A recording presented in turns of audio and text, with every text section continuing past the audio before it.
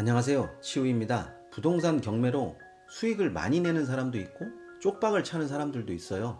뭐 어디서부터 잘못됐냐, 또 어떻게 물건을 풀어나갔냐, 뭐 이런 것으로 차이가 날 수도 있겠지만 가장 근본적인 문제를 거슬러 올라가면 일단은 부동산 물건을 잘못 고르고 또 잘못 입찰했고 잘못 낙찰 받았고 뭐 여기에 국한되는 것 같아요.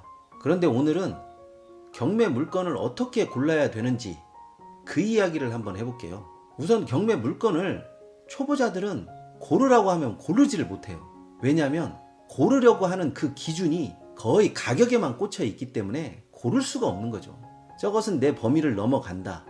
저것은 내 범위를 넘지 못한다. 그러면 범위를 넘지 못하는 것만 쳐다봐야 되냐?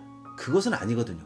또 단순히 나는 부동산 경매에 관심만 있을 뿐이지 실제로 입찰에 참여할 단계는 아직 아니다. 이렇게 생각하시는 분들도 있고 물건 자체를 어디서부터 어떻게 해야 될지를 모르는 경우가 있어요. 첫 번째는 가격에 연연해 하지 마십시오. 가격에 연연하면 많이 떨어진 물건만 눈에 들어오고 많이 떨어지지 않은 신건에 나와 있는 물건은 거의 눈이 돌아가질 않아요. 그런 식으로 물건을 고르게 되면 낮은 가격에서 가장 높은 가격을 보기 때문에 소위 말해서 자신의 능력 아니냐, 자신의 능력 밖이냐, 이 부분을 가장 크게 따져야 되는데 가격에만 연연하니까 물건이 비싸다, 물건이 싸다 이 얘기만 하는 거죠. 일단 물건을 고르면 그 물건에 대해서 얼마를 먹을 수 있겠냐, 어느 정도의 수익을 거둘 수 있겠냐, 이것보다는 권리관계를 분명하게 해야 될 필요가 있어요. 이 물건은 누가 소유하고 있고 여기에 점유자는 누가 있고 어떤 권리관계가 끼어 있고 뭐 이런 것들을 좀 명확하게 나눌 필요가 있어요. 이 단계에서도 내가 할 수 있다, 내가 할 수 없다, 이 부분을 나눠서 아무리 내가 물건이 욕심이 나도 할 수 없다라고 판단되면 과감하게 제낄 필요가 있거든요. 또 누군가는 권리관계 분석이 부동산 경매에서 처음과 끝을 다 아우르는 것이라고 그렇게 말하시는 분들도 있는데 저는 그렇게 보지 않습니다. 권리관계에서도 누군가는 더 그 이상을 뛰어넘는 것을 보는 사람도 있고 누군가는 권리관계가 좀 미흡했지만 현장감이 굉장히 뛰어난 사람이 있어서 현장에서 내가 무엇을 보고 오고 현장에서 무엇을 확인하고 뭐 이런 임장보고서를 잘 하시는 분들이 있어요. 그런데 권리관계하고 임장보고서 둘 중에 하나를 선택하라면 임장보고서가 훨씬 더 커요. 권리관계는 드러나 있는 사실을 적시할 뿐이지 실질적으로 부동산 투자가가 현장에 가서 느끼는 그 느낌과 많은 차이가 있죠.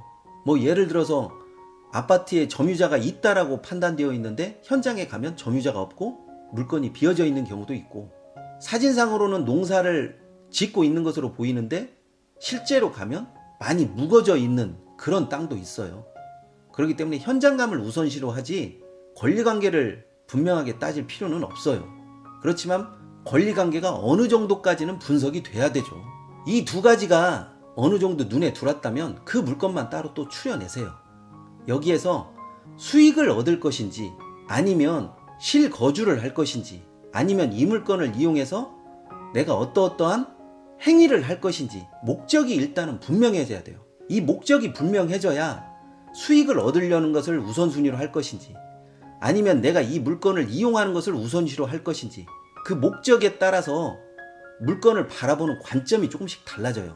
예를 들어서 실거주하면 좋고 여기에 수익도 뽑으면 좋고 그러면 이 두 가지 장점을 꼽을 수 있는 물건이 확 줄어들죠. 때로는 없을 수도 있고요. 그래서 분명히 목적이 뚜렷한 물건이 좋아요. 아, 이 물건을 통해서 나는 수익을 얻겠다. 이 물건을 통해서 어떠한 행위를 할 것이다. 그것으로만 일단은 포커스를 잡고 가는 것이 물건을 선택하는 데 기준이 된다라는 거죠. 여기까지 하시고 난 다음에도 조력자가 필요해야 될 때가 있어요. 자신의 능력 밖의 범위를 상담해 줄 수 있는 사람, 또 내가 모르면 곧바로 물어볼 수 있는 그런 조력자, 예기치 못한 상황에 있어서 결정을 어떻게 내려야 된다라고 하고 또 흔들리는 마음을 어느 정도는 잡아줄 수 있는 조력자가 필요한데 이 조력자가 나에게 어느 정도 믿음을 주냐 안 주냐에 따라서 최종적으로 물건을 선택할 수 있는 기준을 마련해 주는 것 같습니다. 이 네 가지가 어느 정도 기준이 잡아지면 물건을 선택하는 것에 그렇게 큰 어려움이 없어요. 왜냐하면 계획이라는 게 나오고 또 내가 처음에 물건을 바라봤을 때 어떤 식으로 계획을 설정할 것이라고 하는 그 길이 나오기 때문에 물건 선택에는 큰 어려움이 없습니다.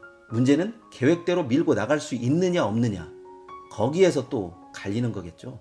그렇지만 물건을 어떤 식으로 선택하고 어떤 식으로 고르고 하는 거에 대한 안목은 하루아침에 길러지지는 않습니다. 어떤 식으로든 부동산 경매에서 수익을 낸다라는 것은 굉장히 어려운 일이에요. 왜냐하면 경매에 나왔다라는 그것 자체만으로도 이미 시장에서 가치가 내쳐진 물건인데, 그것으로 다시 가치를 발견한다라는 것은 여간 눈썰미가 좋아야 하는 것이 아니기 때문이죠. 그래서 오늘의 한 줄 요약, 경매 물건을 고를 때는 기준이 있어야 되고, 또 자신이 미흡하다라고 판단되는 물건에 조력자가 있으면 물건을 고르기가 한결 수월해집니다. 오늘은 여기까지 하겠습니다.